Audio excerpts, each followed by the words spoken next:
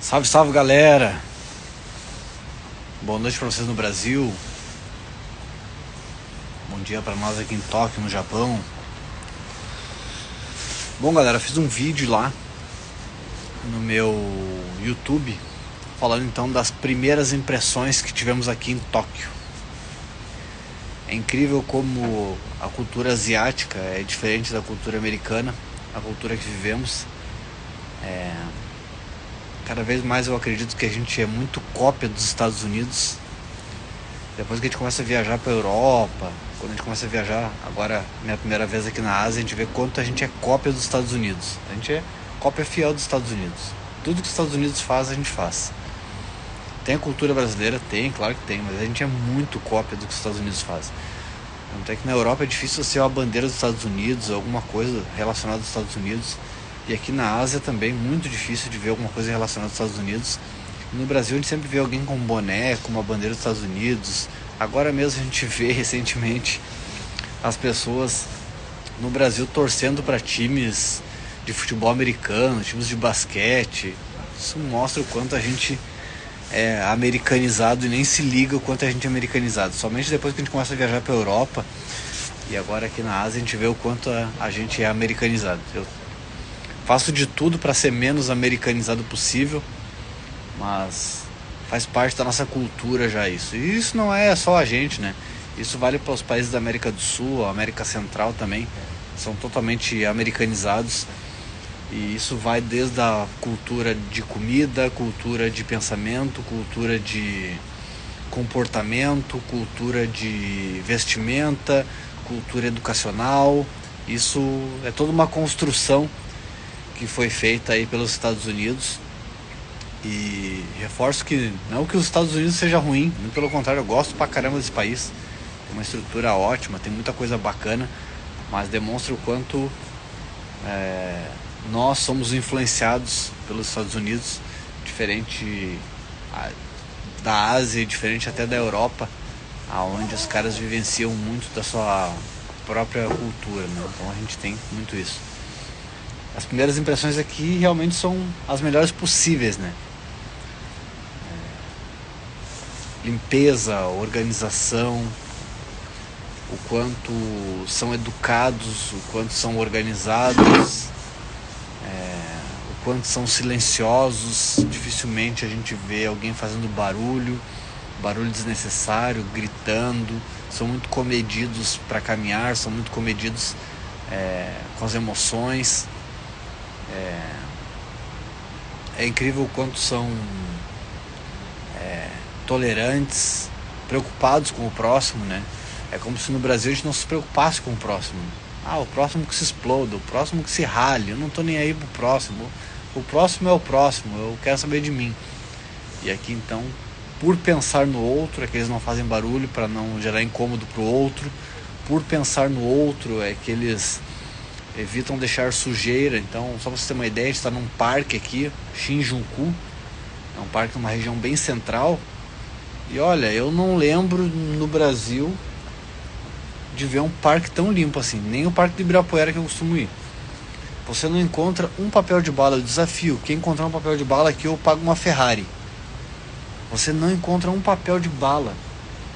Você não encontra sujeira, poeira. Muito difícil de encontrar. Muito difícil. É incrível a capacidade organizacional e de limpeza desses caras. Outro ponto que chama atenção aqui também é o contemporâneo. Então a gente vê aqui tecnologia de ponta em algumas coisas, como por exemplo no vaso sanitário. O vaso sanitário é Toshiba. Depois eu vou postar a foto para vocês aqui. Mas o vaso sanitário é Toshiba. Mas ao mesmo tempo também a gente vê uma infraestrutura aqui dos anos 80, anos 70. Então a gente vê o contemporâneo, a gente vê o muito moderno, né? E ao mesmo tempo também as coisas mais antigas aqui, mas em total harmonia. Eu acho que essa é a palavra, em total harmonia. Você não vê aquela discrepância das coisas muito velhas, mal cuidadas. Muito pelo contrário, coisas dos anos 70 e 80 muito bem conservadas. E chega a tecnologia, já a partir dos anos 2000 aqui, com força, e você vê que existe uma harmonia entre as coisas antigas e as coisas novas. uma harmonia linear, uma harmonia leve, nada é tão gritante. A gente vê em outros países, até mesmo no Brasil, parece que ou a coisa é muito antiga e velha, ou a coisa é muito nova. Então é gritante, a gente troca de um cenário assim totalmente antigo para o cenário novo.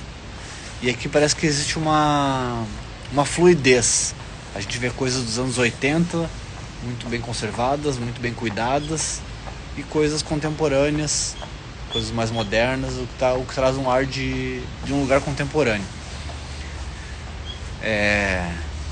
Uma outra coisa no Brasil que incomoda muito nós é a segurança pública e o uso de drogas, né? Então aqui a gente não vê pessoas em condições subhumanas, a gente não vê pessoas em condições deploráveis do uso de drogas, a gente não vê pessoas em condições de vulnerabilidade social aqui. Eu até estava procurando aqui nas praças e por onde a gente andou se a gente encontrava alguma pessoa numa situação de rua. Não encontramos. E fico feliz com isso, né? A gente mostra que existe sim um mundo melhor, onde as pessoas não estão reféns, não estão reféns das drogas, não são reféns de uma vulnerabilidade aí social.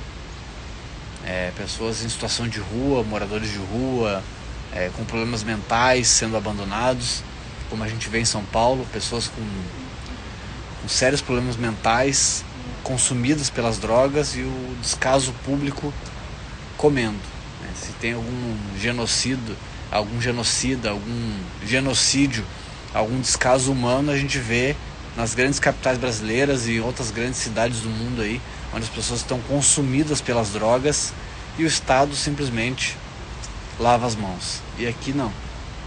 Aqui a gente não vê isso ainda. A gente vê as pessoas normais trabalhando, discreto, um estilo de vida simples, mais leve, muito legal. Está sendo uma experiência muito bacana para nós aqui, vivenciar isso tudo. Aqui existe muito uma otimização de tempo também, pelo que a gente vê, né? Então, você vai em qualquer mercado, não é como no Brasil que a gente tem grandes mercados, a gente vê pequenos mercados aqui, né? Então, pequenos mercados de bairro, pequenos mercados de rua, e nesses mercados aí, geralmente eles estão vendendo comida, e essa comida você pode mesmo aquecer e comer ali, né? Então, sempre tem ali 2, 3 cadeiras, sempre tem um forno micro-ondas, sempre tem ali uma maneira fácil de você comprar a comida, aquecer e comer. Então, as quantidades, as porções aqui também chamam muita atenção. Até tirei uma foto ali, vou mostrar para vocês depois, das porções. Uma porção de arroz assim muito pequena, porções de carne muito pequena, porções de salada muito pequena, o que entra naquela questão do emagrecimento que a gente fala, né? Então é difícil a gente ver alguém aqui com sobrepeso e obesidade. Obesidade, então, é muito difícil. Eu estou aqui há muitas horas nessa praça aqui, e é difícil você passar por alguém com sobrepeso. Obesidade, então, muito difícil. Aí você vê que é o quê? É o estilo de vida, é o consumo de calorias. As pessoas comem com qualidade aqui e comem pouco mesmo. Obviamente que eu não vou filmar as pessoas aqui, talvez depois eu coloque no stories um pouco, mas vocês vão notar aqui que as pessoas são magras. É esse consumo baixo de calorias, é a qualidade alimentar. Então aqui a gente vê o quê? Uma proteína rica, que é um frango, uma carne, a gente vê o arroz, a gente vê saladas. E no Brasil parece que a gente vê o quê? As pessoas, de novo, americanizadas, né? Muitas calorias, muita fritura. E aqui tem fritura também, só que você vê a fritura é um pedacinho de carne pequeno, frito, né? Então veja que é o consumo alimentar deles, é poucas calorias consumidas ao longo do dia. A água também, bebe muita água, até porque a umidade relativa do ar aqui estava seco, 40 e poucos graus a umidade relativa. Pra vocês terem uma ideia aí, São Paulo estava com uma umidade relativa acima de 90, e aqui eles estavam com uma umidade relativa do ar de 40, então a gente sente o tempo seco. Até que eu já comprei uma água aqui, estou bebendo o tempo todo, e são nuances aí pra gente aprender a ter um estilo de vida mais saudável, um estilo de vida mais ativo, para depois no futuro a gente não estar dependendo do SUS o falido SUS, que eu falo que o SUS é falido há 40 anos. Então, para a gente não estar dependendo do SUS, é importante a gente cuidar do nosso estilo de vida ativo, saudável, comendo com qualidade, pensando na nossa saúde, não atrelando a nossa saúde ao governo. Porque o governo vai me dar o SUS, porque o governo vai me dar cirurgia, porque depois eu vejo, né? Então, assim, nós devemos construir a nossa saúde, bebendo água, tendo um estilo de vida ativo, comendo com parcimônia, comendo saudável. E no Brasil parece que é isso, as pessoas atrelam ao governo essa função de cuidar da sua saúde. Não, o governo nunca vai cuidar da minha saúde. O governo não consegue cuidar nem da minha segurança pública, imagina se ele vai cuidar da minha saúde. Então é nós que devemos então construir a nossa saúde, nós que devemos construir o nosso estilo de vida ativo, nós é que devemos construir o nosso futuro, né? E a gente vê isso muito na América, né? A gente querendo que os outros façam por nós. E aqui é engraçado que a gente já vê diferente, né? Que quem é responsável pelo nosso futuro, pelo nosso sucesso, pela nossa saúde, pelo nosso bem-estar físico, mental, somos nós mesmos. Então, mais um aprendizado aí, mais uma reflexão para a gente rever sempre os nossos conceitos, saber, será que eu estou no caminho certo? Será que isso é o que liga? Será que eu não sou o único maluco que estou fazendo isso? Então aqui a gente vê que sim, que dá para ter um estilo de vida ativo, saudável. Uma outra curiosidade, a gente estava passando aqui por essa grande praça aqui e existia pessoas então meditando ali na praça antes de trabalhar. O cara estava com a pasta de trabalho dele ali, né, e estava meditando antes de trabalhar. Então, mostrando aí que ele estava buscando um equilíbrio mental aí para depois entrar em sua atividade de trabalho. A noite aqui é muito silencioso.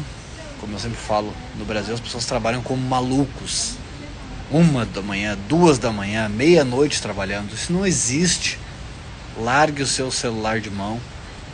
Agora, por exemplo, aí no Brasil são 8 da noite, aqui são 8 da manhã. Largue seu celular de mão, leia um livro e vá dormir. Acorde cedo, dê uma boa caminhada, se exercite, trabalhe em turno normal, não precisa trabalhar 14, 18 horas pelo sonho americano do primeiro milhão. Isso é coisa de maluco.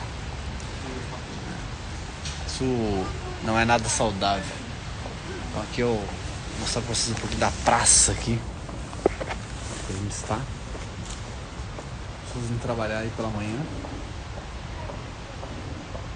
Aí, ó. A praça bem limpa, organizada. Sim, Tóquio. Olha o prédio lá. Reto, quadrado. É isso aí, galera. Bom, estamos aqui no Starbucks, tomando café. Espero que vocês tenham gostado aí desse vídeo, esse bate-papo. E a Maratona de Tóquio então é dia 5 de março, mas já estamos aqui para aclimatar, conhecer um pouquinho, experienciar um pouquinho de tudo que está acontecendo aqui, tá bom? Bom, essas então são mais as primeiras impressões do local. Já fiz um vídeo lá no YouTube das primeiras impressões, então esse aqui seria o Primeiras Impressões parte 2 então, tá bom? Forte abraço para vocês aí e até mais.